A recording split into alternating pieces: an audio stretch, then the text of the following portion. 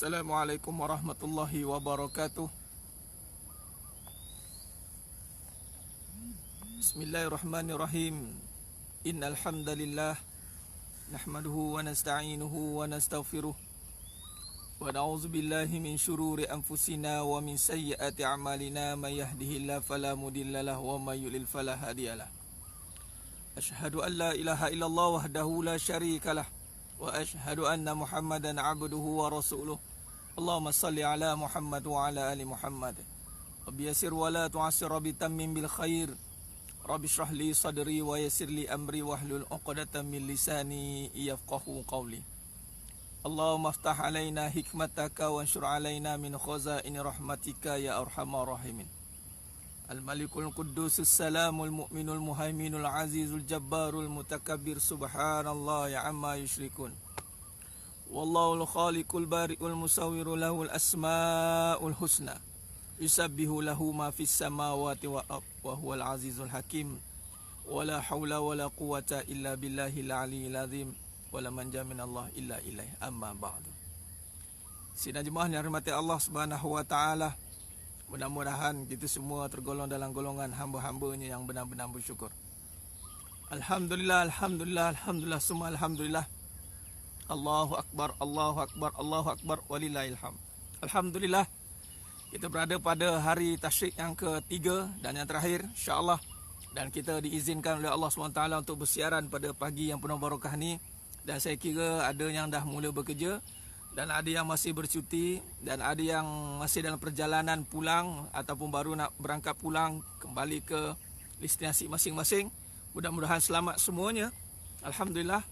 Sebelum kita teruskan kajian ilmu kita secara santai tetapi jelas ada pengisiannya, yakni dalam siri fitness kolbu. Dan sebelum kita teruskan, test suara subhanallah. Subhanallah, okey. Audio okey. Visual okey. Subhanallah. Alhamdulillah, alhamdulillah. Baik. Lama kita tak bersiaran, bercuti kita semalam tak ada, dan insya-Allah pada malam kita akan ada kuliah. Khair. Alhamdulillah, alhamdulillah. Semua alhamdulillah. Bantu sebarkan dulu kat sahabat-sahabat kita. Bantu dulu sebarkan pada sahabat-sahabat kita, para jemaah yang mungkin belum dapat notification, boleh bantu sebarkan dulu, sebarkan insya-Allah. Dan pagi ni saya berada di bawah sinaran matahari pagi, sinar matahari pagi direct, tak bertutup atas ni. Kita direct ambil vitamin C waktu pagi ni, dan kita akan bersiaran insya-Allah. Mungkin sampai pukul 10 suku macam tu, sampai matahari tak terik lah. Selagi tak terik matahari, selagi tu kita tak berhenti, insya-Allah. Khair. Sambil kemas rumah, sambil dengar tak cuci. Okey.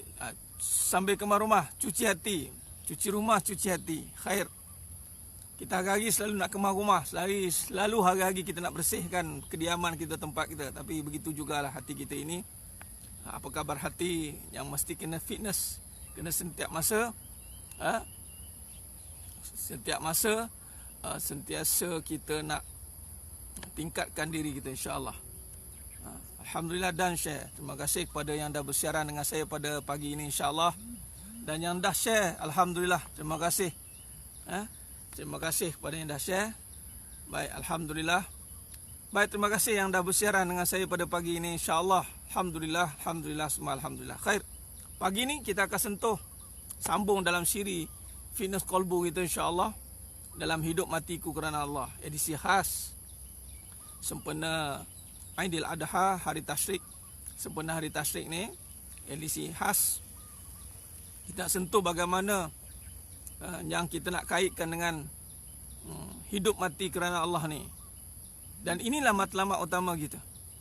Apa yang kita lakukan dalam hidup kita, semuanya. Tiada satu pun yang boleh tertinggal. Semuanya. Even sebesar zarah pun, sekecil mana pun. Faman ya'mal misqala dzarratin khairan yarah wa may ya'mal misqala dzarratin syarran yarah. Sekecil mana pun, mestilah, wajiblah buat kerana Allah. Hidup dan mati, dua ni. Hidup dan mati kerana Allah Subhanahu wa taala.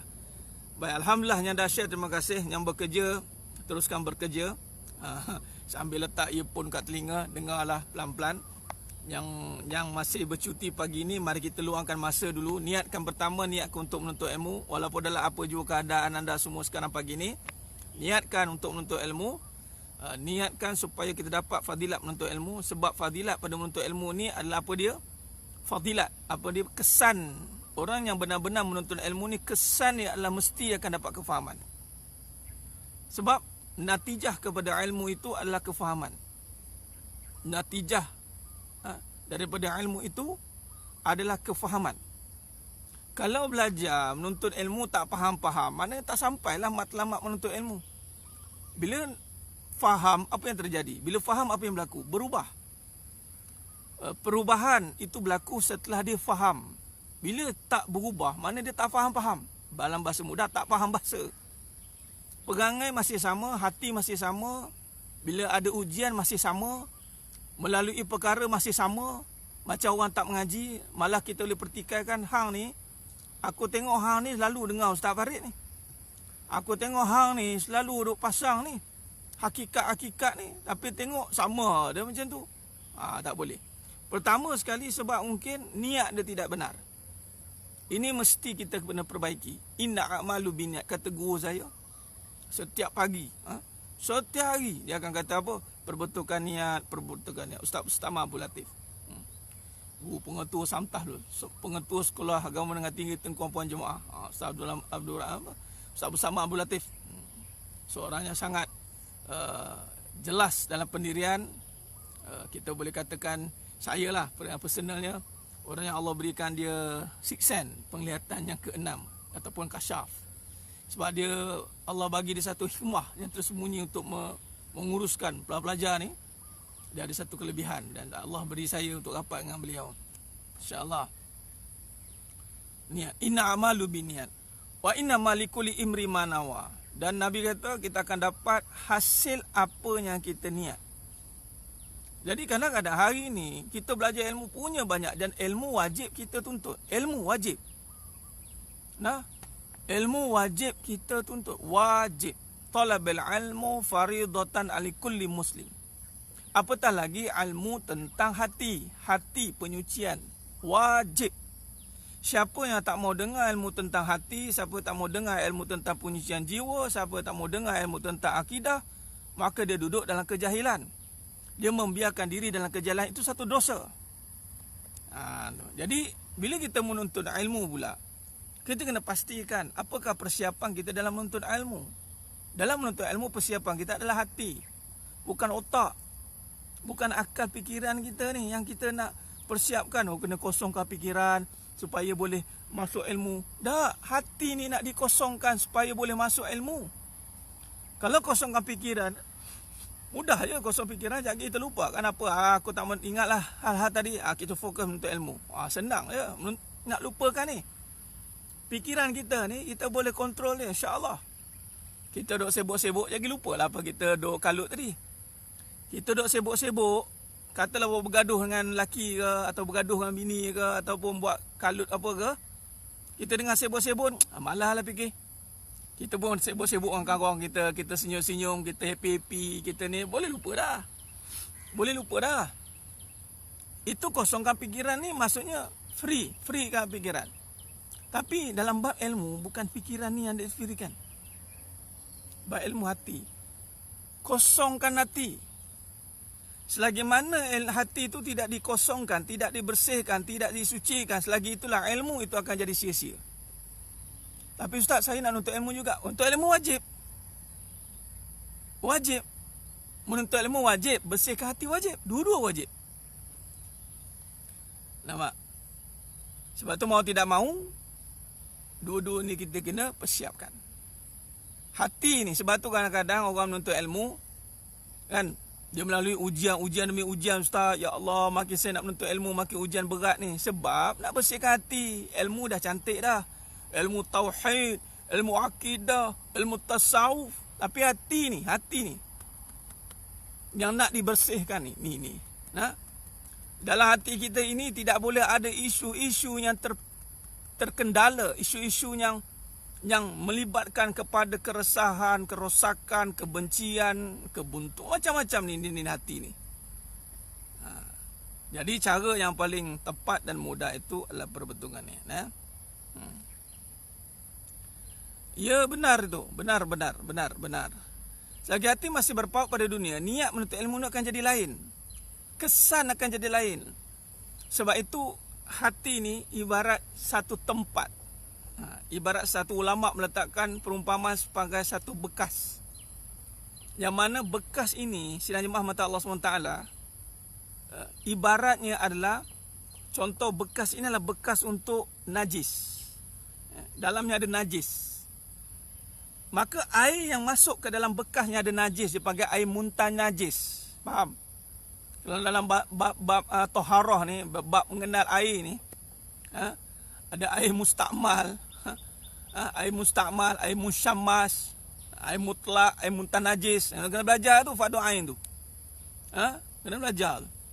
Air muntah najis ni di dalamnya ada bercampur najis. Kalau tak cukup qaulahnya, tak cukup kiraannya, 2 qaulahnya, maka air itu tidak boleh digunakan untuk menyucikan. Air muntah najis.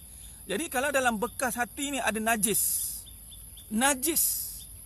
ada kotoran, ada bangkai, ini ada dunia. Sebab tu kita selalu tekankan tentang dunia. Pada masa kita mengaji ilmu, pada masa sama kita akan hentam dunia. Dia tidak boleh duduk ilmu akhirat dengan ilmu dunia ni. Cinta Allah ni tidak boleh digabungkan. Tidak boleh. Pembohong, kazabta, pembohong, orang yang masih ada cinta dunia pada masa sama cinta Allah, pembohong. Orang itu adalah orang yang pembohong. Dia tidak boleh ada duduk 2 cinta serentak. Tidak boleh. Ini yang dimasukkan oleh tidak boleh ada 2 cinta dalam satu masa. Bukannya tidak boleh cinta. Ustaz, apa hukum mencintai? Ada orang tanya saya, Ustaz, apa hukum mencintai? Saya dah jatuh cinta dengan seorang ni, Ustaz, apa hukumnya? Saya kata hukumnya adalah, tengok. Pertama, kalau seorang lelaki, Allah bagi dia jatuh cinta pada orang perempuan yang bukan isteri orang, maka harus. Tak ada masalah. Yang haramnya kalau buat benda yang haram. Kalau perempuan, kalau dia itu bukan isteri orang, jatuh cinta pada seseorang, harus. Tak jadi masalah. Sampaikan niat itu. Yang haramnya kalau bini orang jatuh cinta dengan lelaki lain. Cinta ni daripada Allah, bersih. Cinta ni fitrah, bukan benda. Hukum ni pada benda. Jadi sifat ini letak pada Allah. Cinta. Bila cinta dari Allah masuk dalam hati, so gunakan cinta yang halal itu pada tempat yang halal. Cinta yang halal dah masuk dalam hati ni. Ni pada hukum ni. Gunakan untuk benda yang halal. Cinta dah halal, gunakan pada yang halal, jangan benda yang haram. Suami orang, halal ke haram? Halal lah, pun haram cinta dengan suami orang. Yang haramnya kalau cinta dengan bini orang, tu haram. Saya ni belum kahwin, Ustaz. Ada suami orang tu saya, yelah suami orang, takkan suami beruk pula kan? Takkan nak bercinta dengan suami beruk pula. Mestilah kena dengan suami orang. Ada orangnya. Yang masalahnya buat kucak-kacir rumah tangga orang, tu haram. Buat kerosakan, buat kehancuran rumah tangga orang, tu haram. Jadi kalau bercinta jatuh, itu bekas. Bila dia masuk dalam hati, bersih kan? Sebab tu tidak boleh ada 2 cinta dalam satu masa. Tidak boleh. Cinta dunia, cinta Allah. Cinta dunia, cinta Allah. Tidak boleh. Mana ada boleh cinta 2 cinta? Dia kena 1 cinta saja. Dari Allah, Rasulullah masuk dalam hati. Kemudian menyayangi dunia dengan cinta Allah. Patutnya menyayangi dunia dengan cinta Allah. Bukan menyayangi dunia dengan cinta kita. Oh, tidak ada. Tidak boleh. Baik. Jadi hati ni dibersihkan. Dibersihkan. Maka sebab itu sambil kita dalam perjalanan kita belajar ni, yang menyebabkan terhalang untuk kita faham ataupun dia makin belajar makin berubah perangai, dia tak jadi baik, makin teruk, kerana dalam hati dah ada dunia. Sebab itu dalam nak membersihkan hati ini, kena Allah Ta'ala sendiri. Allah Ta'ala sendiri yang akan membersihkan hati dia melalui hujan-hujan yang menyakitkan. Allahumma salli ala Muhammad wa ala ali Muhammad. Khair. Tu dia. Menyayangi dengan cinta Allah, mana boleh dengan, dia tak ada 2 cinta. Tidak ada 2 cinta, ada 1 saja cinta. Tu analoginya, tamsilannya. Jadi kalau cinta Allah, cinta Allah. Kalau sayang isteri dengan cinta Allah, menyayangi isteri dengan cinta Allah. Nampak? Ya, tak boleh tu kacau rumah tangga, itu tak boleh. Tapi Ustaz, kalau ada orang, suami saya ni ada orang lain suka ni Ustaz, jiwa saya kacau. Itu jiwa dia kacau. Kacau ni maksudnya adalah rampas rumah tangga, ambil tempat, cabar, ugut nak tinggalkan isteri, ugut, berlaku pergaduhan. Tapi kerana jiwa sendiri yang kacau. Sebenarnya kacau ni apabila kalau suami ni elok-elok sayang kat isteri ni, tiba-tiba beralih sayang dia dekat yang dua, tinggalkan yang pertama, itu kacau tu. Itu sebenarnya bukan saja mengacau, tapi maksudnya jiwanya meracau. Maknanya suaminya jiwanya lemah, isteri pun lemah. Allah nak uji. Yang masuk tu pun lemah, dua-dua lemah, tiga-tiga semua lemah. Itu maksudnya. Nah, bersihkan hati ini itu mesti dengan pertama Puan Aziyan, bersihkan hati itu dengan ilmu kefahaman. Allah bersihkan dengan ujian. Nah, dengan ilmu mesti ada ujian. Ujianlah yang membersihkan hati. Solat itu adalah amalan yang mesti dilakukan. Maknanya kalau hati dia kotor pun kena solat juga. Zikir pun kena solat juga. Jangan kata hati saya tak bersih Ustaz, jadi macam mana saya nak solat. Tak boleh. Amalan-amalan perbuatan af'al itu wajib dilakukan apa pun keadaan hati dia. Solat, zakat, puasa, semua tu wajib dilakukan tanpa ada kompromi. Ada orang katakan hati saya belum ikhlas, saya tak khusyuk lah solat. Tak boleh, dia kena solat. Lambat laun mudah-mudahan dengan solat Allah bukakan, dengan solat itu asbab Allah bersihkan hati. Boleh? Kalau dia tak solat teruk lagi nanti jangan. Fahsya wal munkar. Solat mencegah fahsya wal munkar. Jadi cuma nak bersihkan hati ini dengan kefahaman. Sebab dia akan berlaku perselisihan faham. Sebab apa berlakunya sakit hati? Sebab dia tak faham. Sebab apa dia tak faham? Sebab niat dia tak betul. Jadi belajar untuk niat. Jadi kata Imam Syafi'i rahimahullah, untuk bersihkan hati ini belajar untuk belajar niat. Dengan ilmu, belajar dengan niat dan ujian-ujian yang dibimbing oleh guru. Ujian kena dilalui dan diselami dengan kefahaman. Sebab tu bila kita ada mengaji, sebab tu kita bawa kajian hakikat kehidupan. Sebab kehidupan ini ujian. Ujian itu kehidupan, kehidupan itu ujian. Maka jadi bila kata nama pun sunat taubat, sunat mandi sunat, bukan tuntutan sunat. Kata Nabi SAW, bila kita dah sedar, kita insaf, itu sudah taubat. Jadi ulama meletakkan, menambah supaya ada kesungguhan kita untuk melakukannya. Allahumma salli ala Muhammad wa ala ali Muhammad. Khair. Berbalik dengan isu tadi apa? Hati. Berbalik isu kita adalah bekas. Jadi niat ni, belajar betulkan niat. Belajar betulkan niat. Ingat niat ni dengan lapas juga. Bukan. Niat ini dengan memahami tujuan. Memahami tujuan yang sebenar. Niat ini adalah memahami tujuan yang sebenar kehidupan dan amalan sesuatu perkara itu. Allahumma salli ala Muhammad wa ala ali Muhammad. Bila kata buat niat kerana Allah, kenapa tak dapat Allah? Sebab orang yang dapat Allah, hidupnya akan tenang. Orang yang dapat Allah, hidupnya akan bahagia. Orang yang dapat Allah, hidupnya akan tidak berbalak. Orang yang dapat Allah, dia dapat segala-galanya. Kalau niat dia kerana Allah, kenapa hidup kita masih huru-hara? Maka jawapannya adalah niat bukan kerana Allah. Sebut kerana Allah. Niat kerana benda. Ini berkaitan dengan tajuk pada pagi yang kita sedang sentuh dan sedang kupas ni adalah hidup mati kerana Allah. Sidang jemaah mata Allah SWT. Khair. Mari kita lihat perbincangan yang pertama. Hari ini, bila kita sebut untuk memahami kehidupan kerana Allah, hidup mati kerana Allah, biasa kita akan kaitkan dengan air mata. Betul tidak? Orang bertaubat dia air mata. Asal berubah dia air mata. Asal ni dia air mata. Air mata ni menjadi satu perkara yang kita jadikan dia sandaran untuk melihat dia berubah. Betul tidak? Maka kita pun menganggap bahawa dengan kita menangis dan ada air mata, ini adalah air mata yang boleh menjamin kita. Contoh berubah. Contoh seorang suami tengok isteri menangis. Isteri aku dah berubah. Seorang isteri tengok suami menangis. Suami aku dah berubah. Seorang ayah, seorang ibu melihat anak dia menangis. Anak aku dah berubah. Seorang sahabat, seorang rakyat, seorang pemimpin, siapa pun kita, melihat orang tu menangis, kita pun beranggapan bahawa orang ni dah berubah. Tetapi dalam perbahasan hakikat, nanti dulu. Air mata belum menjamin akan hidupnya kerana Allah. Belum lagi menjamin. Kenapa Ustaz? Kenapa air mata masih belum menjamin hidupnya bukan kerana Allah? Baik. Maka di sini kita kena lihat punca air mata itu. Sebab air mata ni dia mengaitkan dengan kesedihan. Sedih ni melibatkan perasaan. Ingat, kesedihan melibatkan perasaan. Sebab hati bukan berbicara soal kesedihan.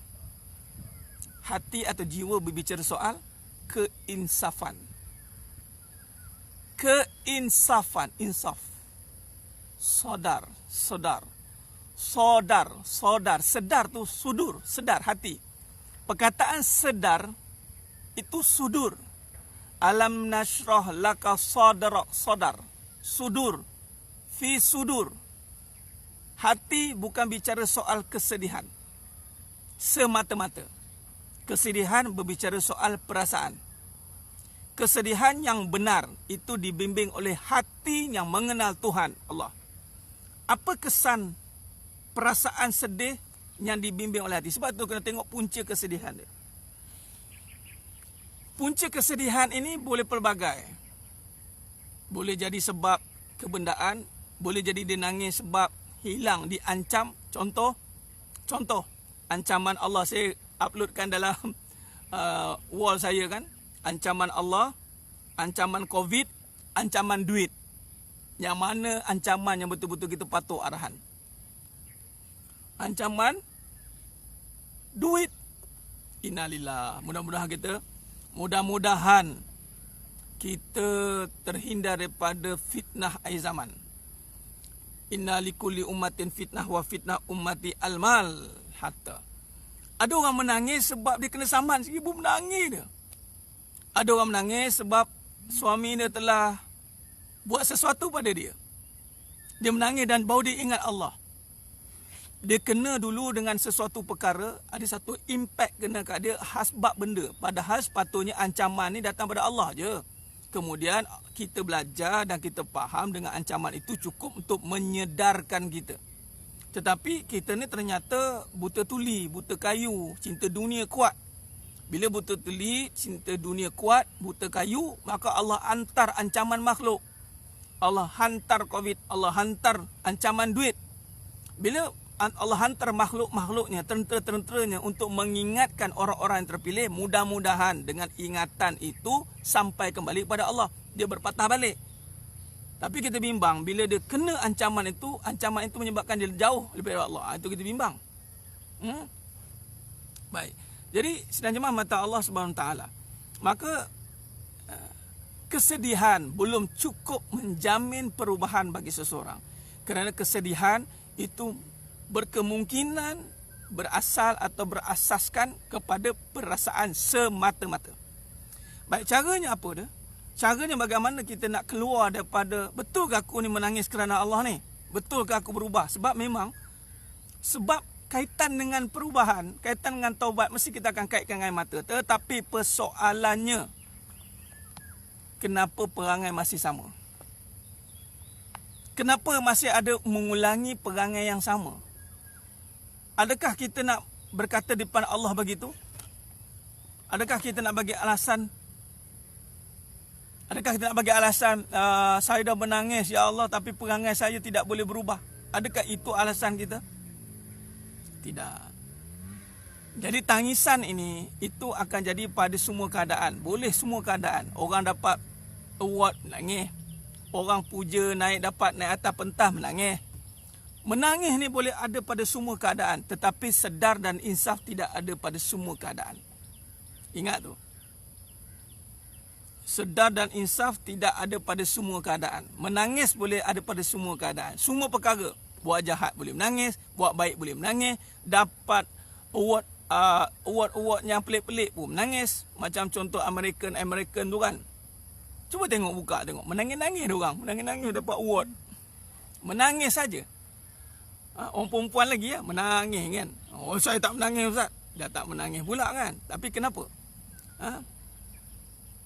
Baik. Subhanur insya-Allah. Baik. Jadi sekarang ni sedang jemaah mata Allah Subhanahu Wa Taala.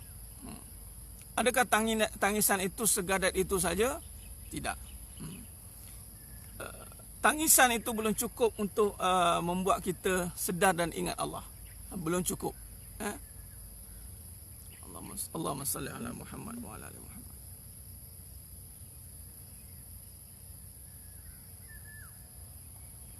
Ya. Sedar dan insaf tidak ada pada semua perkara. Ingat.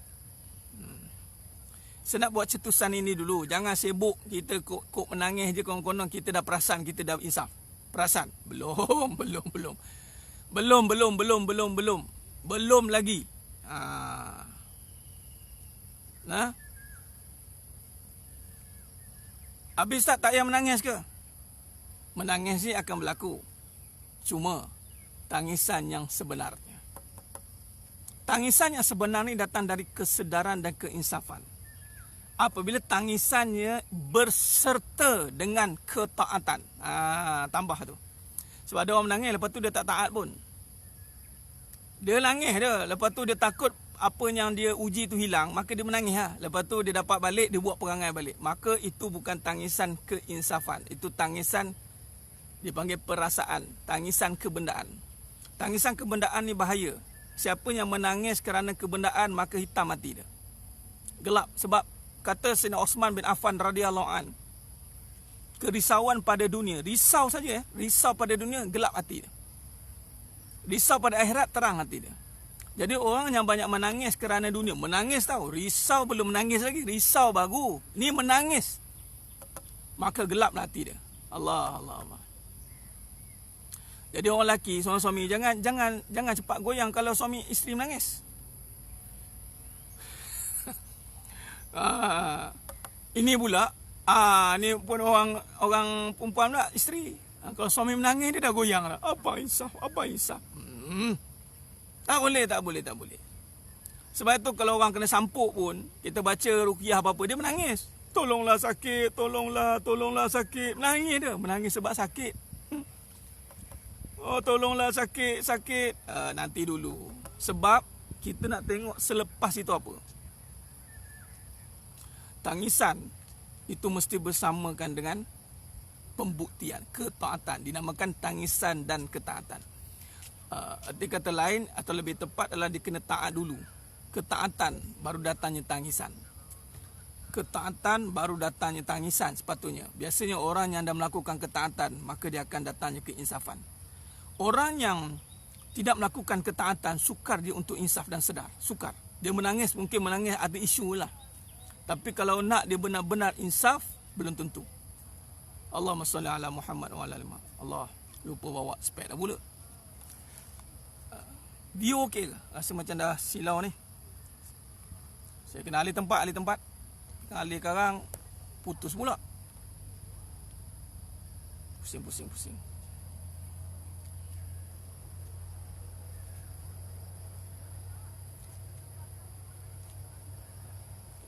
Alih tempat geduk sikit. Ini tengah-tengah panas ni. Allahumma salli ala Muhammad.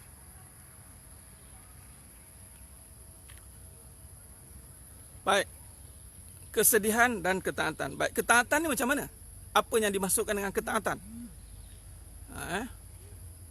Ketaatan ni sidang jemaah mata Allah SWT. Ketaatan ni. Baik, sambil jalan Doa supaya tak putus. Saya duduk sini lah. Tak lagi jauh. Okey, jumpa dah. Okey. Baik, alhamdulillah.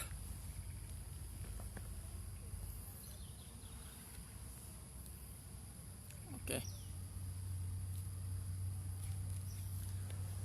Baik, ketaatan. Okey. Allahumma salli ala Muhammad wa ala ali Muhammad. Baik, taat ni ketaatan. Ketaatan baru datang tangisan. Ya, itu kedudukan dia. Baik. Sebab gini, dan ketaatan pun belum dipanggil apa? Tidak semestinya membawa pada tangisan, tidak semestinya. Sebab hari ni, kenapa saya sentuh bab tangisan ni? Penting. Sebab ramai orang jual air mata untuk Allah. Jual dia air mata tapi tak nak pun untuk Allah. Isu akhir zaman, isu melibatkan perasaan. Perasaan ni banyak menguasai kehidupan. Jadi, kepura-puraan dengan tangisan itu banyak berlaku. Zaman dulu lain. Zaman Nabi SAW itu cinta dunia tidak berlaku. Sedangkan sebab tu Nabi katakan datang satu zaman yang akan berlakunya hubbud dunia. Ini kita bimbang. Sebab zaman Nabi SAW dan para sahabat itu zaman yang sempurna. Zaman yang dibimbing perasaan mereka dengan sempurna. Malah tangisan-tangisan mereka para sahabat itu dibimbing oleh keimanan. Menyebabkan tangisan-tangisan mereka itu menyebabkan kebangkitan Islam di akhir menyebabkan kebangkitan Islam dan sampai ke akhir zaman. Kita punya tangisan kosong.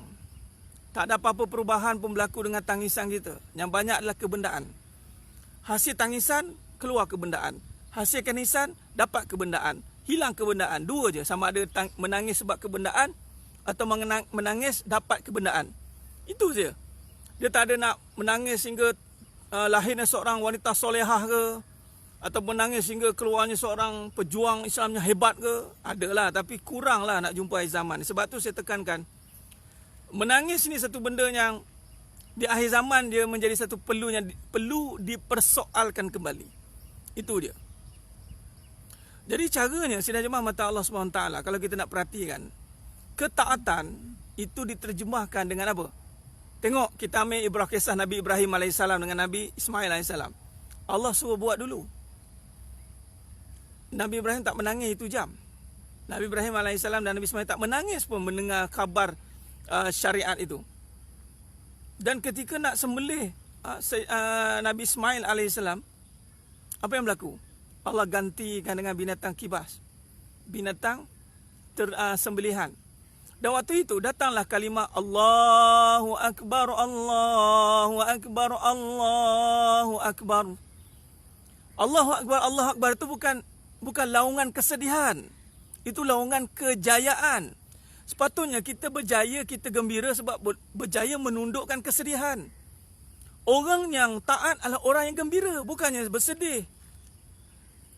Orang yang taat adalah orang yang gembira. Orang yang mendapat kegembiraan. Apatah lagi hari pertama perayaan Aidul Adha itu kegembiraan, bukan kesedihan. Kita tertipu, kita tengok binatang kesembelihan. Allah, kesian ni ustaz kena sembelih. Itu perasaan tu. Sebab tu tidak boleh kita kesian dengan binatang. Maksudnya, kalau kita sedih tengok binatang kesembelihan, tak boleh tu. Tak boleh makan. Tak ada dah. Kita dah tak boleh nak makan. Memang tak boleh nak makan. Macam mana nak makan dah sedih? Tak tergamak ustaz nak makan. Allah, tak boleh. Sedangkan tuntutannya tengok darah. Tu dia. Kegembiraan, laungan gembira. Orang yang taat itu orang yang nikmat. Orang yang taat itu orang yang gembira. Rumah tangga yang taat, rumah tangga yang penuh dengan kegembiraan. Bukan penuh dengan air mata. Dah. Allahu Akbar, Allahu Akbar, Allahu Akbar. Motivasi pagi Ustaz. Ya Ustaz Ahmad. La ilaha illallah, Allahu Akbar, Allahu Akbar, walillahil hamd. Kita kejap lagi ada lagi zuhur. Kejap lagi. Zuhur ada lagi takbir. Dan last itu. Asar habis. Ada masa lagi satu peluang untuk takbir dengan penuh gembira, penuh rasa syukur bahawa ya Allah, aku dah sembelih. Orang yang gembira adalah orang yang dah sembelih keakuan, sembelih kesedihan, sembelih kecemburuan, sembelih kendekian, sembelih pemusuhan, sembelih keakuan yang berasaskan keiblisan. Iblis yang mengasaskan kesedihan-kesedihan pada dunia ni. Sebab dia sedih, sebab dia tak dapat jadi orang yang hebat, orang yang paling atas. Dia sedih. Lalu dia sampaikan kesedihan itu kepada cucu cicit anak Adam AS. Maka kita pun sedih juga dengan keadaan dunia kita. Sebab tu orang yang berjaya sembelih keakuan, sembelih kesedihan, sembelih permusuhan, sembelih kecemburuan, sembelih kedengkian. Itulah orang yang benar di dalam ketaatan. Dan sekiranya setelah tiada kecemburuan, tiada kesedihan, tiada keduniaan, lalu dia menangis air matanya, kata Nabi SAW. Ingat, air mata setitis air mata. Tengok, mahal tak mahal air matanya menangis kerana Allah. Setitis air mata mampu memadamkan api neraka. Setitis. Mahal tak tangisan kerana Allah. Jangan murah-murahkan. Ni menangis kerana Allah nak berubah, tapi tak nak taat. Menangis dia lebih. Menangis, kuat menangis. Bukannya makin padam api neraka, makin besar api neraka adalah. Sebab menangis kerana dunia. Allahu Akbar, Allahu Akbar, walillahilham. Allahu Akbar, Allahu Akbar, walillahilham. Tu dia. Jadi, gantikan tangisan itu dengan ketaatan. Daripada menangis, baik taat. Taatlah sampai menangis. Tu ayat dia. Taatlah sampai menangis, keinsafan. Buatlah ketaatan sampai datang keinsafan. Tangisan hasil dari ketaatan. Bukan tangisan dari hilang kebendaan. Bukan tangisan disebabkan keduniaan. Bukan tangisan disebabkan kecemburuan. Bukan tangisan disebabkan kedengkian. Bukan tangisan disebabkan orang hina saya, Ustaz. Buatlah tangisan hasil dari ketaatan. Kerana dia taat, lalu Allah izinkan air matanya mengalir kerana sedar dan insaf. Maka air mata itu mampu memadamkan api neraka yang tersedia untuknya. Allah Akbar.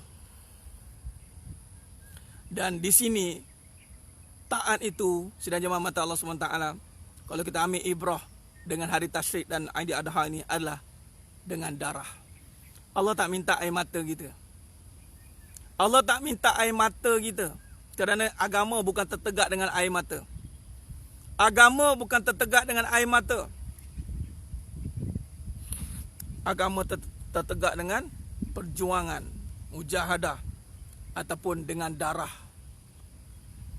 Dan ini telah dibuktikan oleh para sahabat salafus soleh dan ulama-ulama terdahulu. Mereka sanggup korbankan darah mereka. Bukan lagi air mata, darah mereka dikorbankan untuk agama. Dan bagi kita darah itu adalah ketaatan. Khidmat kita, penat jerih kita, bersusah-susah untuk Allah. Itu dia. Itu dia sedang jemaah mata Allah SWT. Mana darah yang kita nak bagi pada Allah? Yang ini mana khidmat kita? Mana khidmatnya? Mana darah kita hari ini? Mana penat-penat kita? Penat kita hanya penat, Ustaz, saya menghadapi keduniaan ni. Saya penat, Ustaz. Penat apa? Buat pun tidak lagi. Allahumma salli ala Muhammad wa ala ali Muhammad. Agama bukan tertegak dengan kelembekan. Agama tertegak dengan perjuangan demi perjuangan. Itu panggil mujahadah. Jihad melawan hawa nafsu. Jihad menundukkan perasaan masing-masing. Jihad menundukkan kesedihan. Sebab tu saya sangat tegas. Bagi orang yang menangis-nangis ni, saya cukup tegas. Tak maaf. Tanyalah sisi saya. Memang kena cantas je lah kerja. Menangis-menangis. Menangis masuk syurga tak apa. Menangis kena neraka untuk apa? Jangan nak rasuah dengan air mata tu. Allah tak tengok air mata kita. Allah tengok hati kita. Allah tak tengok perasaan kita. Allah tengok hati kita. Nabi kata, innallaha la yanzuru ila suwarikum wa amwalikum walakin yanzuru ila qulubikum wa a'malikum aw kama qala. Allah tak tengok perasaan. Menangis tak tengok. Nangis kepasuan buat apa? Allah tengok hati. Hati yang datang kesedaran dan keinsafan inilah yang kita nak perjuangkan. Allahumma salli ala Muhammad wa ala ali Muhammad. Baik.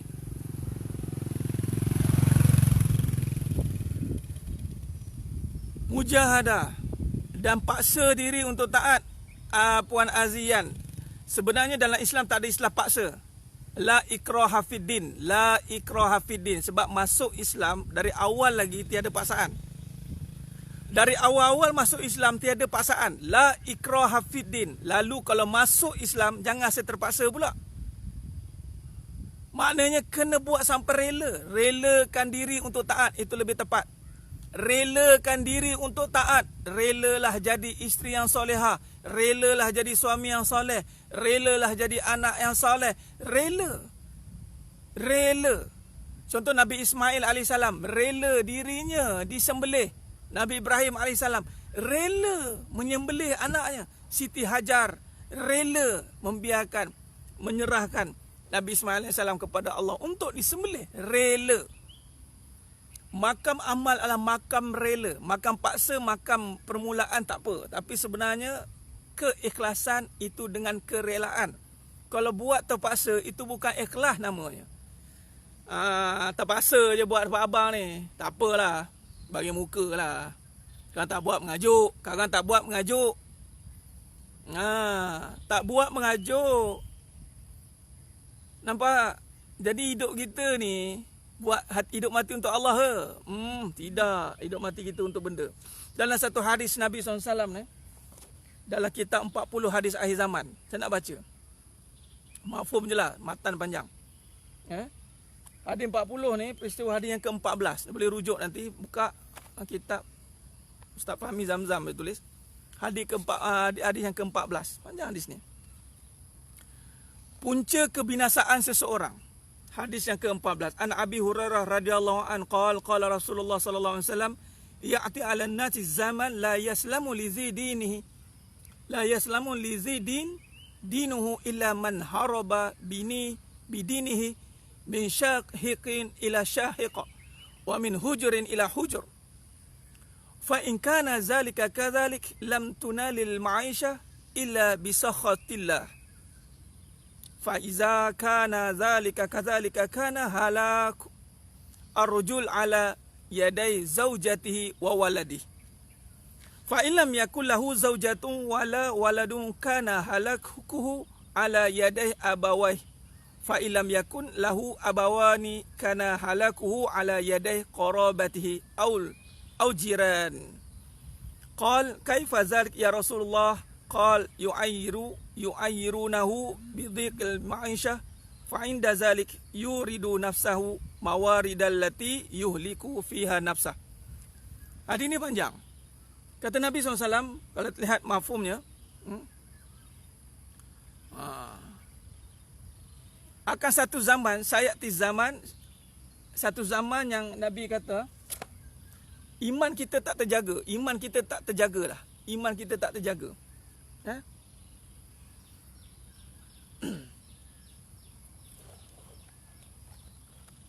Jangan. Cuaca dah comel ni. Saya nak pindah balik tempat tadi. Tempat tadi ada stand. Okey, baik. Allahumma salli ala Muhammad wa ala.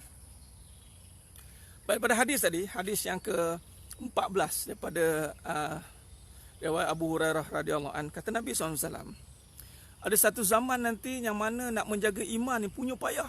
Nak kena naik ke puncak bukit. Susahnya nak menjaga iman ni. Allahumma salli ala Muhammad wa ala ali Muhammad. Sebab seseorang itu akan buat sesuatu kerana isteri dan anak-anaknya. Tu Nabi kata. Dia akan buat sesuatu tu kerana isteri dan anak-anak dia. Baik. Kita duduk saat. Allahumma salli ala Muhammad. Okey, khair.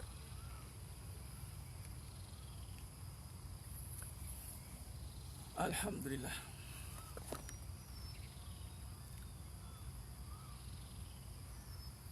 Iman akhir zaman ni tak terjaga, payah, kata Nabi SAW. Punca kebinasaan seseorang. Baik, maka suatu di mana seorang orang yang beriman tidak akan dapat menyelamatkan imannya kecuali bila ia lari membawa diri ke atas satu puncak ke satu puncak. Ya Rab, punya susahnya zaman tu. Kenapa? Kerana berpunca menepati kehendak isteri dan anak-anaknya, kata Nabi. Ini bahaya ni. Faza kana zalika kaza kana halak rajul ala yadai zaujatihi wa waladihi. Dia ikut kehendak isteri dan anak-anak. Buat sebab isteri dan anak, bukan sebab Allah. Allah Akbar. Dan kalau bukan kerana isteri dan anak, sebab orang tuanya. Kalau orang tuanya sudah tiada lagi, maka kebinasaan dah berpunca menepati kehidupan kaum kerabatnya. Dan ini menepati kejiranannya. Jadi sahabat bertanya, ya Rasul, kenapa jadi begini? Kebinasaan seseorang kerana kenapa berlaku isterinya, orang tuanya atau keluarga dan jirannya? Nabi SAW menjawab, mereka akan mencelanya dan mengabaikannya dengan mana?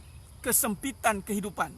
Kesempitan kehidupan, maka dari kerana itu terpaksa melayan kehendak mereka dengan menceburkan diri kepada kemaksiatan. Okey? Baik. Jadi sedang mata Allah SWT. Maknanya atas kesempitan hidup akhir zaman ni, menyebabkan kita terhimpit untuk melaksanakan tuntutan agama ni, menyebabkan agama dilihat sebagai satu perkara yang tidak boleh untuk kita perjuangkan. Kita banyak menangis kerana kesusahan tadi, sebab kesempitan. Sebab harta kebendaan kita lupa pada tuntutan yang utama, iaitu taat kepada Allah SWT. Banyak tangisan ni menangis sebab kesusahan dunia. Darah kita masih belum bersusah-susah untuk Allah. Jadi kita masih ada lagi satu hari lagi ni. Kita masih ada lagi satu hari lagi. Hari ni last, hari tasyrik yang terakhir. So kita sama-sama renungkan sejauh mana kesusahan kita untuk Allah. Itu dia. Dan kesusahan ini bukan diukur dengan berapa banyak perbuatan taat yang kita lakukan dari sudut perbuatan. Tidak, Allah bukan tengok situ. Sebab tu Nabi kata amalan yang sedikit tetapi istiqomah. Makna yang pertama kalau kita lihat di sini adalah amalan hati untuk istiqomah menerima segala suruhan Allah. Nampak, amalan hati yang untuk menerima segala suruhan Allah. Contoh, ancaman Allah, ancaman Covid, ancaman duit. Mana yang betul-betul kita rasa terancam ni? Covid dan duit memang dari Allah juga. Maka bermulalah dari hari ini, kita besarkan ancaman Allah mengatasi ancaman makhluk. Kita besarkan ancaman Allah.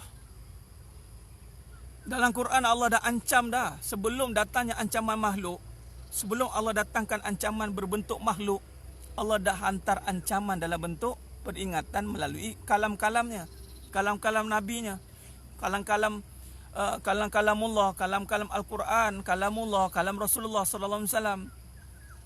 Yakni syurga dan neraka. Jadi kalau neraka ancaman utama kita. Kesusahan di neraka, kesusahan di sana itu adalah main kita. Kita tak nak susah di sana. Kita tak nak susah di akhirat sana. Kita tak nak susah di sana. Dan benda itu pasti. Tapi hari ini kerana kesempitan kesusahan di dunia menutup kesempitan kesusahan di sana. Ini yang kata kena berhati-hati ni. Allahumma salli ala Muhammad wa ala ali Muhammad. Jadi itu kita kena berhati-hati. Kita tak nak susah kat sana. Selalu kena ingat, tak nak susah di sana. Jadi kalau tak nak susah di sana, macam mana kita berhabis nyawa kita kerja kat sini, sanggup bergadai nyawa kita kadang-kadang kan? Maka kita kena bergadai nyawa lah untuk kita selamatkan diri kita daripada cengkaman api neraka di sana. Satu perkara lagi yang saya nak sentuh, sebenarnya mata Allah SWT. Nak ingatkan perbuatan ni. Jangan kita pandang remeh dengan perbuatan. Jangan kita pandang remeh dengan perbuatan dan suruhan Allah ni. Tapi kita tengok pada balasan dia apa. Ganjaran dia apa. Contoh, kita hari ni diuji dengan pakai emas ni. Ni pakai emas. Saya pun standby bawa emas tu. Kokok lah ada orang datang kan, kacau kat tengah-tengah tempat yang lapang ni. Tutup. Sekarang ni pakai emas ni sebab apa? Sebab saya pakai emas ni sebab apa ni? Kalau saya pakai sekarang ni sebab apa? Sebab apa saya pakai? Sebab takut kena saman 1,000. Bukan takut Covid pun. Nampak? Hanya dengan sehelai emas. Tetapi balasan dia ataupun balasan dia adalah 1,000. Kalau kita taat, jaga ni, selamat 1,000 kita. Betul tidak? Betul. Hanya kerana amalannya ringan-ringan. Contoh, seorang isteri bawa air untuk suami. Senyum depan suami. Isteri, alah, benda simple. Senyum depan suami. Buat muka ada manis, ada senyum depan suami. Syurga. Tapi tak percaya. Nak kena dulu baru kena. Nak kena dulu baru percaya. Kalau macam tu, kalau ini boleh nampak lah kena saman. Kalau ni kena saman baru kita boleh percaya dah ada pun orang kena saman. Orang viral video IC 1, 2, 3 saman. Dah ada pun orang kena saman kan 1000. Takkan kita nak kena dulu kat neraka baru kita percaya? Jangan nilai pada amalan, jangan nilai. Jangan nilai pada keringanan pada satu amalan itu. Jangan nilai, Allah pakai tudung je ustaz. Jangan nilai dengan keringanan. Jangan kita nilai pada perbuatan itu semata-mata, tapi tengoklah kesan dan akibat meninggalkan perbuatan itu. Contohnya mana aurat. Jangan tengok Allah tak kalah, tak boleh, Allah tak kalah. Jangan beralah-alah dengan Allah. Jangan beralah-alah dengan Allah. Kerana balasan dan ganjaran dengan Allah ni bukan alang kepalang tau. Jadi kalau Allah suruh berubah, berubah je lah. Kalau Allah suruh tutup aurat je lah. Kalau Allah suruh taat, taat je lah. Kalau Allah minta darah, bagi. Apa minta darah? Ketaatan. Ketaatan. Nah, Allahumma salli ala Muhammad wa ala ali Muhammad. Jadi sidang jemaah mata Allah Subhanahu taala. Baik. Jadi jangan pandang ringan dengan amalan. Jangan pandang remeh dengan amalan. Ingat. Jangan pandang remeh dengan amalan.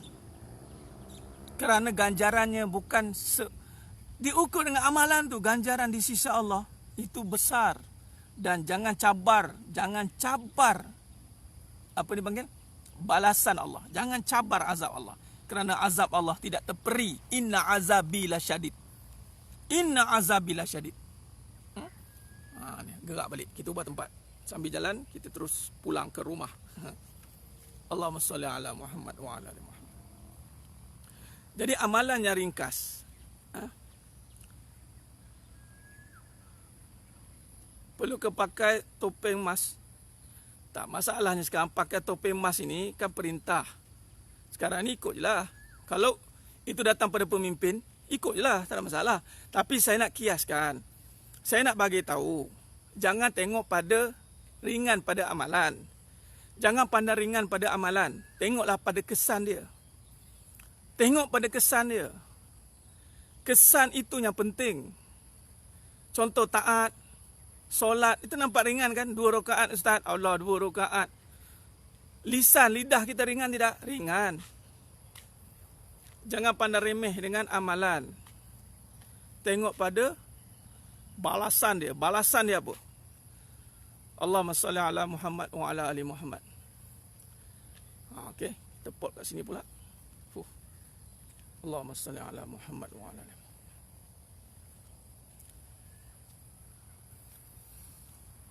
Allahumma salli ala Muhammad. Khair. Jadi sidang jemaah mata Allah Subhanahu wa taala. Ya, kalau kita bertanya, apa kesan saya taat? Apa kesan? Jangan cabar. Apa yang saya dapat? Biasa tak isteri-isteri tanya, apa yang saya dapat kalau saya taat? Apa yang saya dapat? Apa yang saya dapat kalau saya sabar? Tak boleh. Kita jangan dengar Allah jangan macam tu.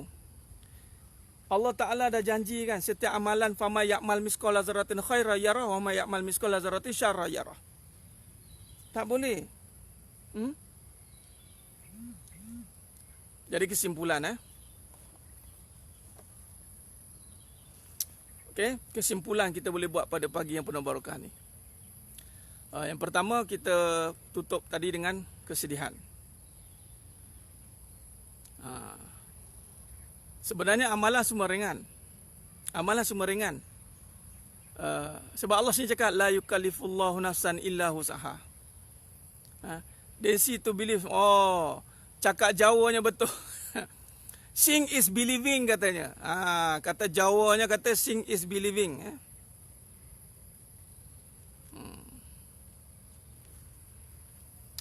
Seeing is believing. Orang Jawa kata seeing is believing. Betul tidak?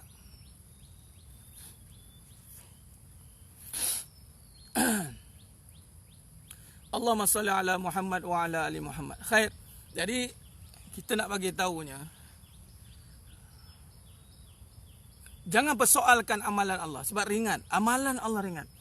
Saya nak bagi tahu. yang berat itu nafsu. Nafsu kita yang berat untuk terima arahan. Nafsu yang rasa berat nak terima arahan ni. Sekiranya amalan itu dilihatkan tentang ganjaran, dilihatkan tentang balasan, sehingga nafsunya ketakut, tunduk, maka insya-Allah mudahlah dia beramal. Apa yang menghalang kita untuk beramal? Nafsu lah menghalang, nafsu dunia. Contoh, tudung ringan ke berat? Tudung labur ringan ke berat? Ringan. Berapa? Kalau timbang tudung tu dekat timbangan, berapa berat tudung tu? Tapi kenapa singkat pakai? Minta maaf cakap, pakai sampai nampak Allah suruh labuhkan sikit tutup dada, masih nampak merana orang lelaki. Lepas tu marah, orang lelaki tundukkanlah pandangan. Iyalah, orang lelaki belajarlah tundukkan pandangan. Masalah dah screen capture dah. Bila screen capture, dia ingat kat sini. Nak tundukkan pandangan yang di zahir, tapi masih melekat di fikiran. Ringan. Kenapanya ringan? Susah nak buat. Kenapa? Sebab dia memandang ringan. Dia tidak bagi darah dia. Dia tidak berat. Duit ringan ke berat? Duit. Duit ringan ke berat? Duit. Ni kertas. Ringan ke berat ni? Duit ni ringan. Dah, kenapa berat nak sedekah? Batu ke? Duit ni batu ke? Ataupun apa? Ringan. Duit ni ringan. Tapi kenapa yang ringan ni banyak bergaduh? Nafsu. Ringan. Kertas. Tetapi kenapa berat? Beratnya dekat nafsu. Beratnya duit ni dekat nafsu. RM20 sedekah kat tabung, rasa banyak. RM20 bawa pergi shopping macam 20 sen. Nampak? Berat. Ini Allah kata, wasta'inu bis-sabri was-salah wa innaha lakabiratun illa 'alal khashiin.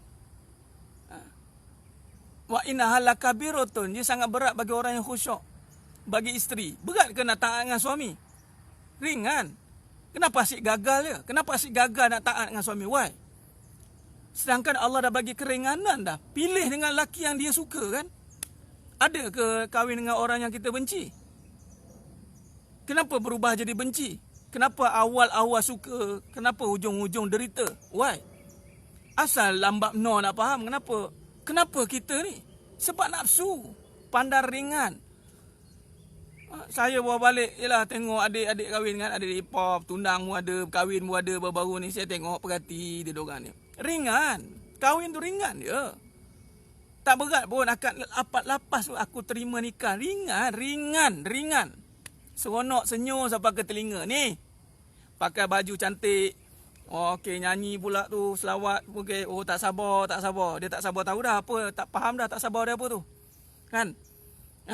Jadi kenapa lepas tu orang perempuan, kenapa asyik suami asyik isu ke? Allah dah bagi keringanan kan, Allah dah bagi muka dah untuk pilih yang dia suka. Tiba-tiba dah kahwin, dia berkira nak taat. Peli-peli lah kan. Asal suami dia peli, asal Allah. Suami dah Allah bagi peluang kahwin kan dengan perempuan yang dia suka, isteri kita suka, tapi kita berkira nak didik dia, kita berkira untuk taat pada Allah Ta'ala untuk pastikan. Inilah dia penyakitnya. Inilah dia yang patut kita sembelih kan. Kita kena bersusah-susah untuk Allah. Nafsu ni kontrol dengan ketaatan, Puan Ummu Arif. Susah-susahkan dia. Nafsu ni tidak boleh senang lenang. Nafsu ni kena susah-susah. Susah-susahlah untuk taat. Sebab tu kena taat dan insaf. Taat sampai insaf. Ini taat dengan suami sampai berani lawan suami, sampai berani gaduh dengan suami, sampai berani jegil mata dengan suami. Ini isteri yang durhaka. 10 tahun kahwin, 15 tahun kahwin, 20 tahun kahwin. Tetapi hasilnya bergaduh. Itu bukan taat. Taat Puan Ummu Arif sampai menangis. Sebab tu kita kena renung nikmat yang kita dapat ini hari.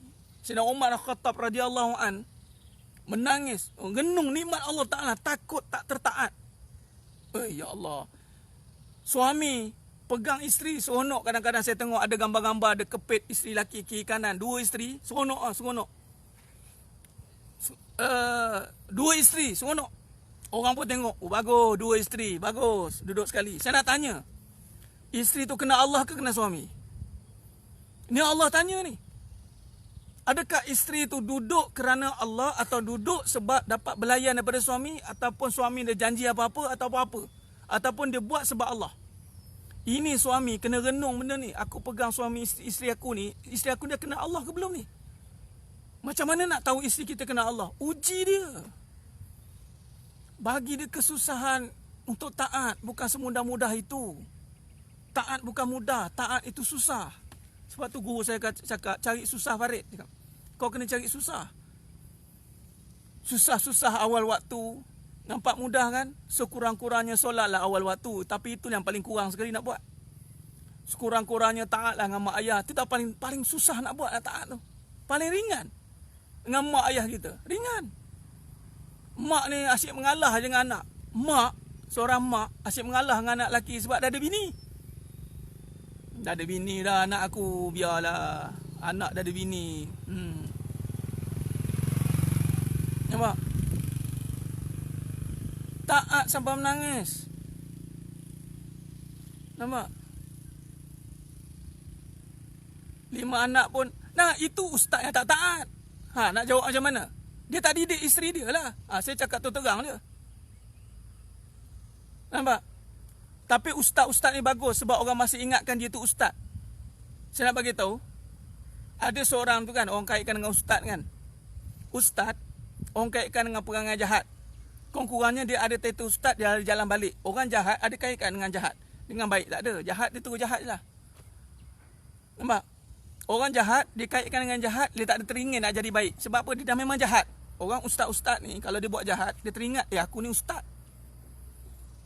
Sebab dia bukan manusia. Dia, aku ustaz.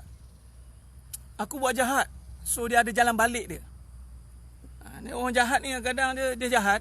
Dia bila orang kaitkan dengan kejahatan, dia tak terkesan pun sebab dia dah jahat. Dia tanya, aku dah jahat. Standard tu ceraikan orang katanya. Dan memang kerja aku ceraikan orang katanya. Tu orang jahat. Tapi orang baik, dia tersilap. Kadang-kadang dia tersilap. Ujian rumah tangga bukan senang, Puan Sakurawat. Saya nak bagi tahu, ujian rumah tangga berapa kali ramai orang cerai. Berapa ramai orang bercerai. Sebab ujian rumah tangga pandang ringan dengan ketaatan. Jangan ingat nak kahwin-kahwin ni benda yang mudah. Jangan ingat senyum hari pertama perkahwinan. Cuba tengok gambar perkahwinan pertama. Cuba tengok. Tu, yang 5 orang anak tinggal isteri. Cuba tengok perkahwinan pertama dia. Tengok muka. Muka ala senyum. Waktu tu senyum lah. Lepas tu tengok lagi. Salah kita juga. Salah orang lelaki juga. Biarkan isteri tu berkejaya dengan pegang harta tanpa ingat Allah. Itu je. Orangnya ada Allah takkan. Saya cakap tu terang je. Orangnya ada Allah takkan berbalah. Orangnya ada Allah tidak akan berbalah. Walaupun ujiannya sebesar apa pun. Dia takkan buka aib. Maknanya tak ada Allah lah tu. Dia sampai nak interview tu apa dia? Orangnya tawan cari kerja lah. Tajasus. Oh ya? Kenapa ya? Iya dia pukul. Pukul. Ustaz pun. Oh ya? Dia tinggalkan saya. Dia. Nak tahu isteri kita orang lelaki. Tu ujilah dia tengok. Itulah. Dia bukan kira ustaz tak ustaz. Dia kira ni ada Allah tak ada Allah. Malah sebetul-betul ustaz tu adalah kena ada Allah. Ujian untuk ustaz tu lah. Tak apalah. Doakanlah dia selamat. Itu je. Allahumma salli ala Muhammad wa ala ali Muhammad. Orang yang ada Allah tidak akan berbalah. Buktinya Nabi Ibrahim AS, Nabi Ismail AS, Siti Hajar. Ada dia bergaduh. Ada mereka bergaduh. Ada Nabi Ibrahim AS bergaduh pasal nak sembelih anak. Ini satu tuntutannya sangat berat. First time. Tak pernah lagi kena buat. Siapa-siapa buat tau. Tak ada kita kata, itu Nabi Ustaz. Memanglah Nabi hebat. Nabi lah paling berat ujiannya. Nabi lah yang paling berat. Nampak?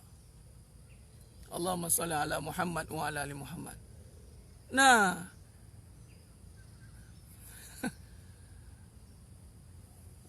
Ya, ujian rumah tangga lah fitnah paling besar. Ujian rumah tangga, arak dan judi. Ini iblis ni dia cakap. Nabi SAW rakamkan dalam satu kenyataan. Dalam satu hadis mafhum hadis. Iblis mengkagumi tentera-tenteranya syaitan-syaitan yang berjaya memporak-perandakan rumah tangga sehingga bercerai-berai. Isu lah, isu macam-macam lah. Isu kahwin lagi lah, isu duit lah, macam-macam isu lah. Macam isu kecil dibesarkan. Lagi isu rumah tangga, poligami.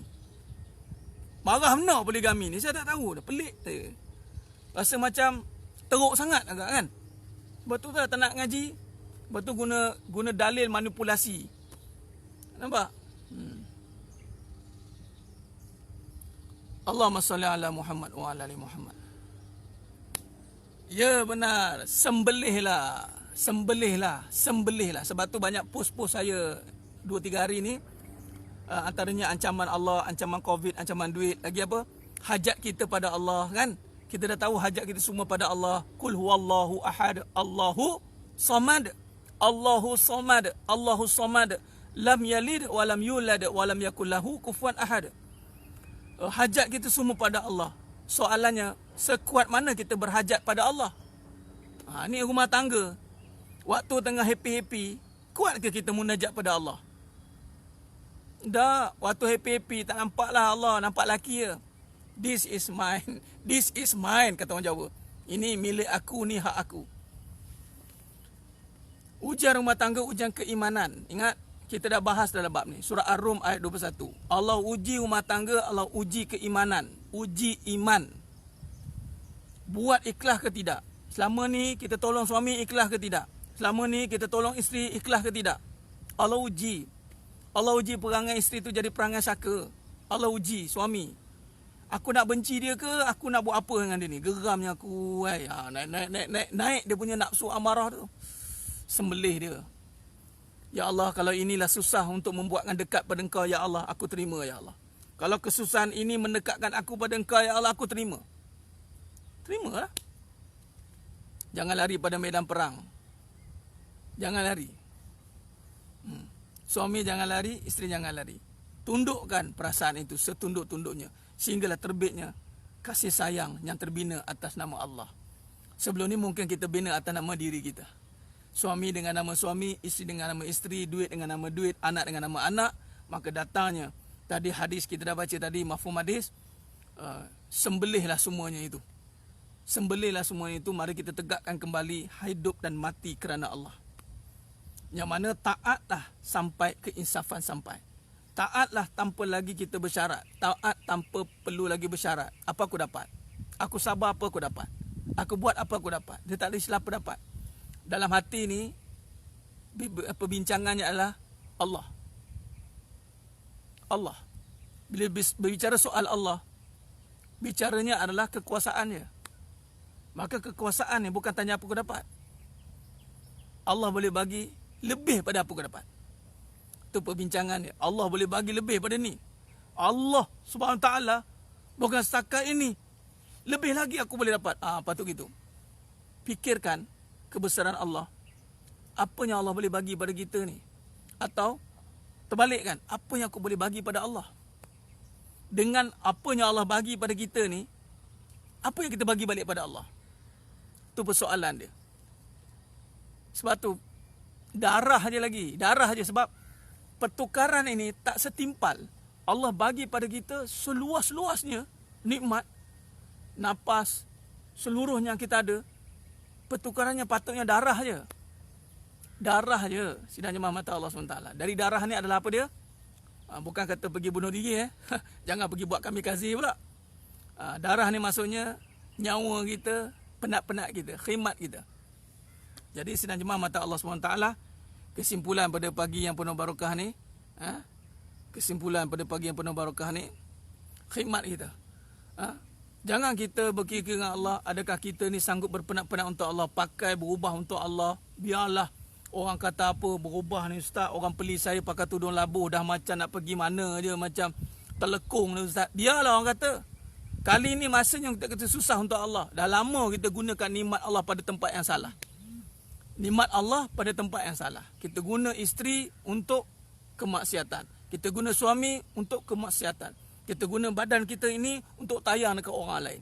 Kita buat benda-benda semua sebab nak dapatkan habuan makhluk. Masanya, kita ada masa hari ni last. Untuk kita kembalikan pengabdian kita yang sebenar. Hidup dan mati kerana Allah. bersusah-susahlah kita untuk Allah Subhanahu Wa Taala. Jadi sedang jemaah mata Allah Subhanahu Wa Taala. Nak habis dah. No complain, no blame. Ya benar. No complain and no blame. Guna nikmat pada tempat yang salah. Kembalikan kembali. Berpenak-penak pada Allah.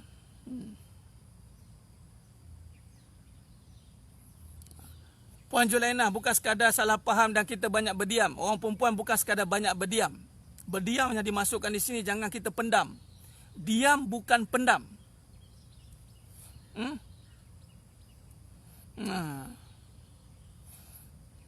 Ya, jangan pendam. Diam itu sebab faham, lalu melayani dengan baik. Benar Puan Kamaria Kamaruzaman.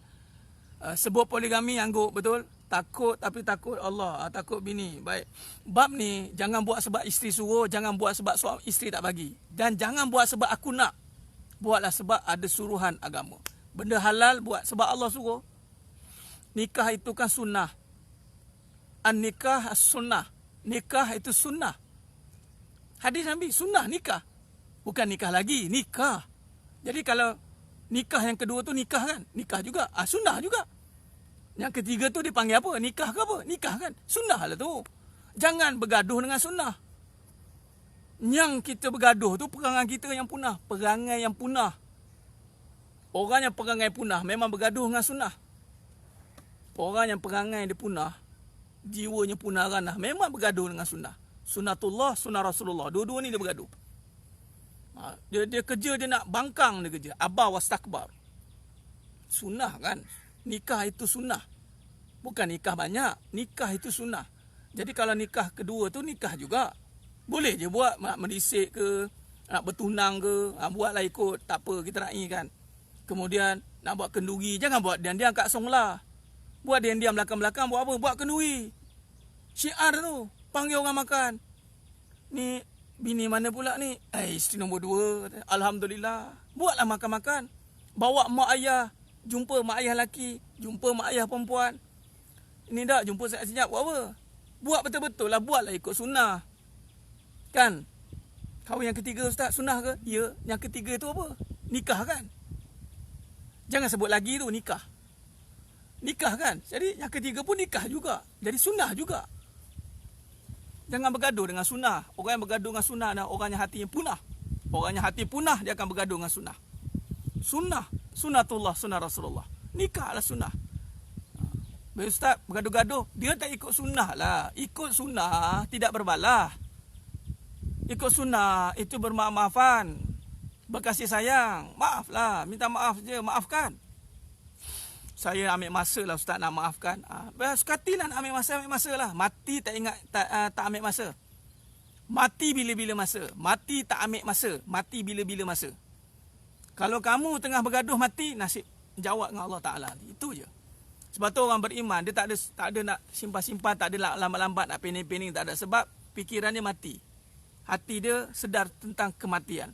Lalu dia tidak ada isu dengan manusia sebenarnya. Orang yang betul-betul ada Allah, dia takkan ada isu dengan manusia. Sebab buat apa? Awak baik-baik dengan Allah, elok-elok dengan Allah, tiba-tiba sangkut dengan manusia. Kan Allah kata, dosa sama manusia aku tak ampunkan. Melainkan kamu akan selesai dengan manusia. Takkan sia-sia. Awak dah baik-baik dengan Allah, beria-ria dengan Allah. Subhanallah, subhanallah, subhanallah. Allahu Akbar. Tiba-tiba dengan suami kantoi. Dengan suami sangkut. Dengan madu sangkut. Dengan mak mertua, dengan ini paduai. Sangkut. Untuk apa sebut subhanallah tadi? Sebab Allah kata, aku tak terima kau pergi selesaikan dengan makhluk aku. Itulah iblis. Kamu pergi selesai dengan Nabi Adam AS, kekasih aku. Pergi ni, Rasul-Rasul aku ni semua ni adalah wali-wali aku, kekasih-kekasih aku. Dan penghulu Nabi SAW itulah kekasih Allah yang utama. Nampak? Pergi selesai. Sebab tu jangan main-main. Orang yang ada Allah, dia tidak akan menentang sunnah, dia tidak akan berbala, dia tidak akan cari pasal dengan manusia. Sebab nanti amalan dia tersangkut. Sia-sia beramal, amalan tersangkut. Allah kata, pergi balik. Pergi cari orang yang kamu bergaduh tak puas hati tu. Pergi cari. Nak kita buat ke perangai kerja macam tu? Ya Allah, payahlah kita. Awak beria-ria beramal. Beria-ria saya nak berubah Ustaz. Tapi dalam hati, Saya tak boleh terima lagi lah Ustaz. Saya tak boleh terima lah. Saya tak boleh terima lah. Tak boleh terima. Ya Allah nak terima kita tu tak fikir. Kadang-kadang fikirlah Allah, kita dengan Allah. Allahumma salli ala Muhammad. Kita dengan Allah SWT ni. Bila kita dengan Allah, jangan fikir saya tak boleh terima lah Ustaz perangai dia. Saya tak boleh terima apa dia buat dengan saya. Tanya dulu, Allah boleh terima aku tak? Ni Allah boleh terima aku tak ni? Rasa-rasa macam ini perangai Allah tak terima. Ada? Buat apa simpan lagi perangai perasaan kita dengan orang? Buat apa? Release je. Sebab apa kamu mudah nak lupakan salah-salah dia tu? Dia kan dah buat kau macam-macam. Gini, cakap dengan kawan kita nyanduk mengapi, batu api, batu nisan, batu macam-macam batu lah dia bagi kat kita kan. Cakap ke dia, aku tak nak sia-siakan hubungan aku dengan Allah lah. Dek, kerana aku tak puas hati dengan manusia, hubungan aku dengan Allah terganggu. Jadi aku tak nak, aku lupakanlah semua supaya Allah boleh terima aku. Allah tak boleh terima aku selagi aku tidak selesai dengan makhluk. Sebab tu sembelih tu dinyatakan. Allah tunjukkan ibadah korban, sembelih tu. Jadi panggil apa? Ibrahnya juga adalah kita berkasih sayang, kita bagi orang susah, bagi daging, kan? Sembelihkan sifat keakuan. Duit aku tak ada aku, duit kita bersama, kongsi bersama. Itu sebenarnya. Allahumma salli ala Muhammad wa ala ali Muhammad. Khair. Baik.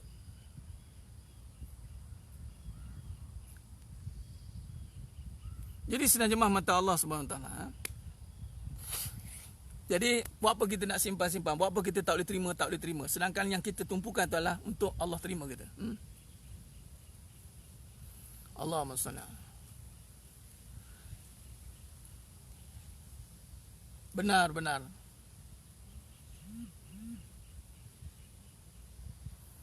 Kalau orang tak boleh terima kita, itu tidak penting Puan Siti Nurul. Yang paling penting Allah terima kita tidak. Orang tak terima kita kena renung dulu. Adakah kita buat perkara yang mazmumah pada orang itu, ataupun kita buat perkara yang orang benci, buat perkara yang buruk di sisi Allah menyebabkan kita dibenci juga oleh manusia? Kalau kita tak buat benda-benda macam tu, jadi abaikan je lah. Orang tak boleh terima, tak apalah. Kita buat baik, orang tak terima. Kita ajak kebaikan, orang tak terima. Jadi soalan kita, hidup ni Puan Siti Nurul, bukan soal orang terima ke tidak. Contoh macam kuliah saya pagi ni, bukan soal orang boleh terima tak apa yang saya cakap. Soal ni sekarang adalah Allah terima tak apa yang saya cakap ni. Soal ni sekarang, apa yang saya sampaikan ini Allah terima atau tidak. Itu persoalannya. Adakah kata-kata saya ini diterima oleh Allah sehingga diangkat menjadi amal soleh? Itu je. Bukan soal orang terima ke tidak. Orang terima tak terima itu urusan Allah. Allah yang akan menentukan siapa terima tak terima daripada perbahasan saya ini.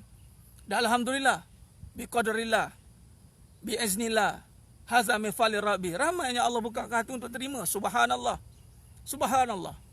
Dengan dulu rasa suka bergaduh, dah tak bergaduh Ustaz. Saya sejak ni, saya lama cari saya dulu tengok suami tu rasa nak tinju rasanya. Tapi sekarang dah tak ada Ustaz. Saka dah hilang, saka dah lari. Kan? Oh dah alhamdulillah lah Allah pilih. Allah terima lah tu. Tanda Allah terima ada Allah beri dia faham. Kalau dengar-dengar tak faham-faham, payah juga. Ada juga yang bagi tahu, Ustaz saya dengar ceramah Ustaz makin saya tak faham, makin saya keliru, makin saya sakit hati. Saya sakit hati pula.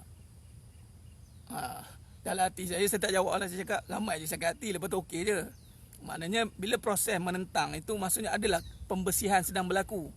Mungkin ada banyak kekeliruan, salah faham yang sedang dibina. Yang dibina ni, yang bila dengar kebenaran bertembung. Tu jadi perbalahan tu. Allahumma salli ala Muhammad wa ala ali. Jadi sudah jemaah mata Allah Subhanahu wa taala. Kita kena renung, itu je. Apa yang kita buat ini diterima oleh Allah tidak? Jangan diterima oleh orang ke tidak? Itu lagi sekali. Jangan pastikan apa yang kita buat diterima oleh Allah atau tidak. Itu garis panduan kita, indikator kita, sebab amalan itu mesti diterima oleh Allah. Kita buat baik dengan suami kita, itu diterima Allah tidak? Bukan diterima suami.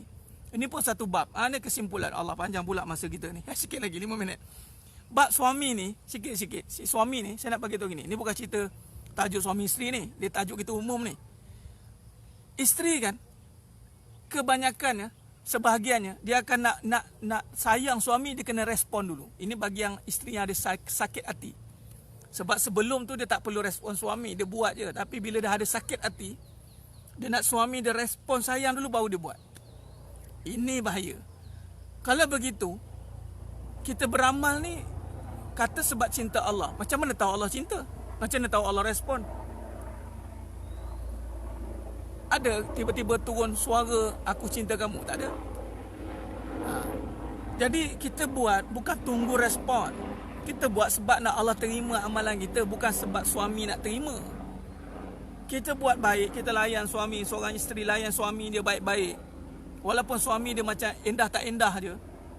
Sebenarnya bukan sebab nak suami tu terima ke tidak, sebab Allah terimalah amalan aku ni ya Allah. Terimalah amalan aku ni melayani suami aku yang endah tak endah tu, macam patung kaku dia aku layan dia tu. Ya Allah, ikut nafsu ni geram ni ya Allah. Tapi tak apalah, aku ikut engkau ya Allah. Kalau ikut nafsu aku, akal yang waras, iman yang jelas, akal yang waras, iman yang jelas, dia boleh counter nafsu daripada depan dia. Kalau ikut nafsu ni ya Allah, aku umban dah suami aku dah lombong lah. Tapi sebab iman aku waras lagi ya Allah, aku tunduk pada engkau ya Allah. Jadi aku buat amalan ni sebab engkau. Aku nak kau terima amalan aku ni ya Allah.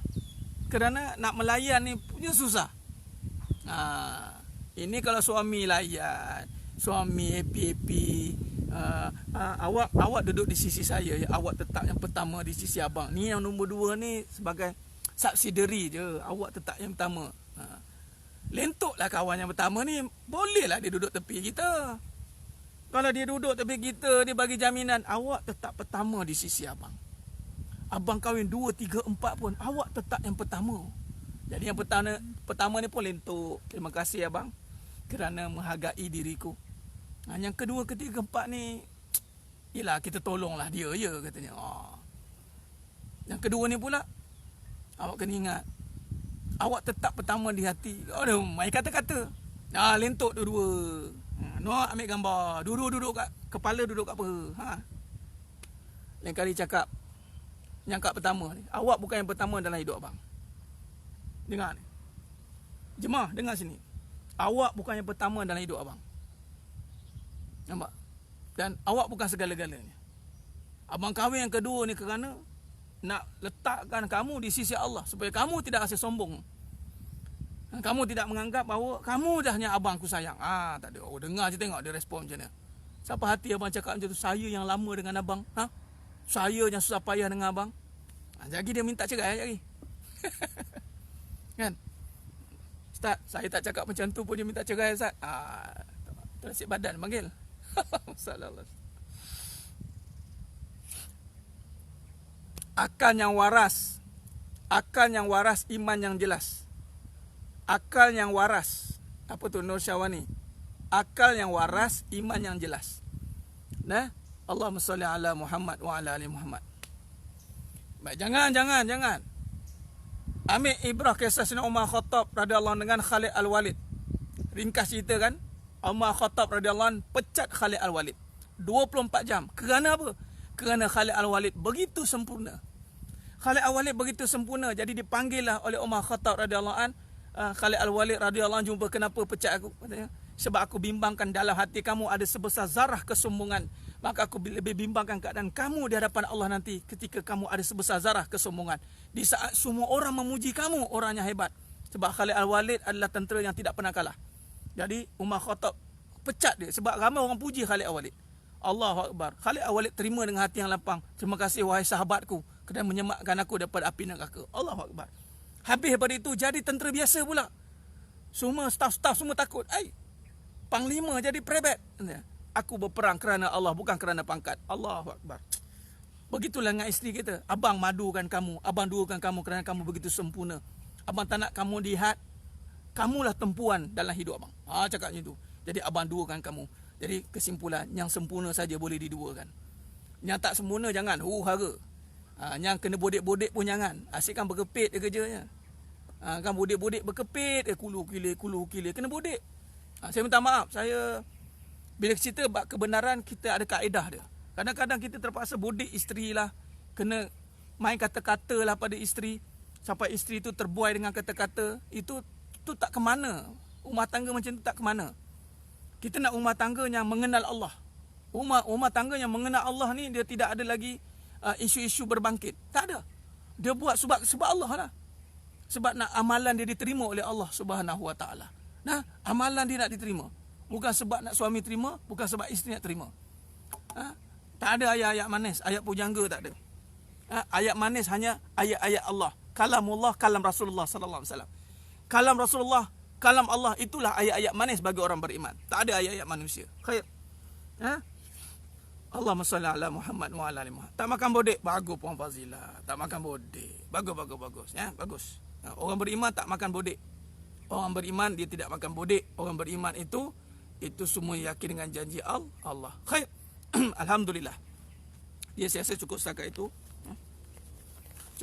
itu. Allahumma salli ala Muhammad wa ala ali Muhammad. Dalam perbincangan kita pada pagi ini, baik hari ini hari tasyrik yang terakhir, insya-Allah kita ada lagi satu takbir muqayyad yang lepas zuhur. Hayati takbir itu dengan kegembiraan yang sebenar. Gembiralah walaupun kita tak mampu nak gembira sepenuhnya kerana masih ada nafsu yang membelenggu. Sebab gembira yang sebenar adalah gembira yang mampu menundukkan nafsu.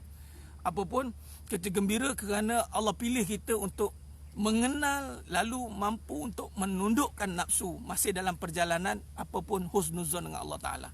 Khair. Jadi sedang jemaah mata Allah Subhanahu Wa Taala, saya rasa cukup setakat itu, insya-Allah. Jadi malam ni insya-Allah kita ada pengajian online kita. Kita akan mula pada malam ni pukul macam biasa, cuma malam mungkin pukul 10 atau 10 suku je sebab saya ada kuliah insya-Allah di Ampang. Mungkin perjalanan tu masa sikit. Apapun on mode lah, on notification. Terima kasih kepada yang sentiasa bersama dengan pengajian ni, alhamdulillah. Alhamdulillah. Dan mudah-mudahan Allah terima kita punya amalan, Allah terima pengabdian kita sebenar. Allahu akbar walillahil hamd. Allahu akbar walillahil hamd. Marilah kita sama-sama sentiasa membesarkan Allah dengan mentaati segala perintahnya, meninggalkan segala larangannya, merasakan dalam hati yang benar-benar ada kekuasaan yang tiada lagi yang mampu menandingi kekuasaan melainkan hanya Allah Subhanahu Wa Taala. Khair. Saya rasa cukup setakat itu saja. Aku lu qouli hadza wa astaghfirullahalazim li wa lakum wa bila taufiq wal hidayah. Wassalamualaikum warahmatullahi wabarakatuh. Kita tangguh dengan tasbih kafarah dan suratul Asr. Subhanakallahumma wa bihamdik, asyhadu an la ilaha illa anta, astaghfiruka wa atubu. Bismillahirrahmanirrahim. Wal 'asr. Innal insana lafi khusr illa alladziina amanu wa 'amilus shalihat wa tawassaw bil haqq wa tawassaw bis sabr. Wallahu a'lam bissawab. Takbir. Allahu akbar.